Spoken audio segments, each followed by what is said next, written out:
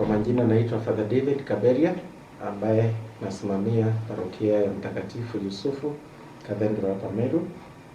Na leo niko na ujumbe kwa nchi yetu ya Kenya na hasa kwa Wakristo ambao kwa muda mrefu wamekuwa wakingoja mambo ya kurudi makanisani na kuendelea na mambo yetu ya kawaida. Tumeona kwa hivi sasa tumepewa na serikali nafasi ya kufanya mazishi, kufanya marriages, lakini tukifuatia zile sheria na protocols ziliwekwa. Na kwa hivyo tunaomba na si watu wote tuweze kutii sheria ili tuweze kuangamiza huu ugonjwa, na hii corona tutaishinda kama tutashirikiana pamoja. Kile ambacho ningependa kusema siku ya leo ni kwamba hatukufunga maisha kuendelea ya kawaida. Watu watakufa, watu watakuwa wagonjwa, lakini kama kanisa tunaendelea kutumikia na kuhudumia wale watu ambao wamepata mambo kama yale. Na sisi kama kanisa tumekuwa tukijiandaa tuliposikia ya kwamba serikali inafanya mambo tofauti na pia kuitisha mikutano kadha wa kadha. Tumekuwa tukifanya mambo hapa na pale ili tuone ya kwamba tutarudi vile tulivyokuwa zamani. Kwa sasa hivi tumekuwa tukijiandaa kwa mikutano vile hatuwezi tukakuwa na mikutano ya watu wengi, tunafanya mikutano na few leaders wa kanisa, na tumekuwa na mambo ambayo tumekuwa tukiangalia kama zile protocols wanasema. Ukienda katika supermarkets kuna zile wanafuata, ukienda kwa mahoteli kuna zile wanafuata. Kwa hivyo hata sisi kanisa tunaona ya kwamba tuanze kujiandaa. Hata mlivyokuja hapa mmeona ya kwamba tumeweka vifaa vya kutumia kwa kunawa mkono, na hata tutaongeza zingine. Pia tunaangalia hata wakati tunafanya ibada ya mazishi ama marriages tunafuata zile social distance ambayo inapaswa kuwa. Jambo lingine tunaona katika hii mikakati tutakuwa nayo ni kuongeza ibada zetu za misa. Vile vile kumaki the pews ama viti ambavyo watu watakaa. Pia kule communion tumesema itakuwa only ni mtu mmoja tu atagusa ambaye ni padri na atakuwa anapea through the hand. Then kuna kuimprove ya cleaning services katika makanisa, fumigation ya kuweka ndawa wakati watu wametoka. Vile vile mambo ya offertory tutaendelea kusiwa Kristo wafanye kupitia kwa M-Pesa ama Airtel Money, lakini wale hawataweza vile vile tuko na ile njia ambayo watakuwa nakuja wanaweka pale na hakuna mwingine anaigusa mpaka ikue sanitized. Vile vile barakoa mpaka kila mtu akiingia kanisani akuwe na mask, barakoa au ako nayo, na kama utakuwa nayo vile vile tutakuwa na zile zitakuwa zinauzwa pale ili kila mtu apate yake. Vile vile tumenunua vifaa vya kupima temperature wakati unapoingia kanisani ili kila mmoja, na tumeambiwa ya kwamba wakati tutapatiwa hiyo nafasi basi tutakuwa kila mmoja atakubaliwa kama akona ile temperature ambayo inakubaliwa. Vile vile hakuna kusalimiana, hakuna kukaribiana, na mambo ya baptism, wedding na funeral services vile vile tumeona vile tutazipanga ili watu wa keep the distance na kuvalia hizo mask na pia kusanitize their hands.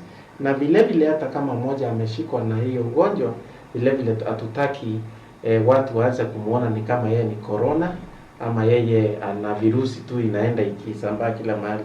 So we shall also avoid stigmatization of those who wamepata hiyo magonjwa.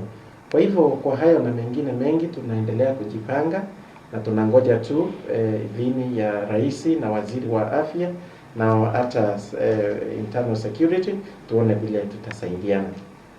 My advice kwa Wakristo ni wakati huu tunapojiandaa, hata watu naomba tushirikiane ili tuweze kutimiza yale serikali inataka. Na ombi langu na expectation kubwa ni kwamba tutarudi katika makanisa, tuendelee kusali. Nchi yetu inahitaji maombi, sisi tunahitaji maombi, tunahitaji uhusiano wetu na Mungu urudi ulivyokuwa zamani. Ni kweli tumekaa kwa hiyo miezi 3 tuna miss Wakristo, tuna miss our services and we want to go back kwa maisha yetu kama Wakristo. Na familia ambazo wamefurahi sana kwa ajili ya hii corona.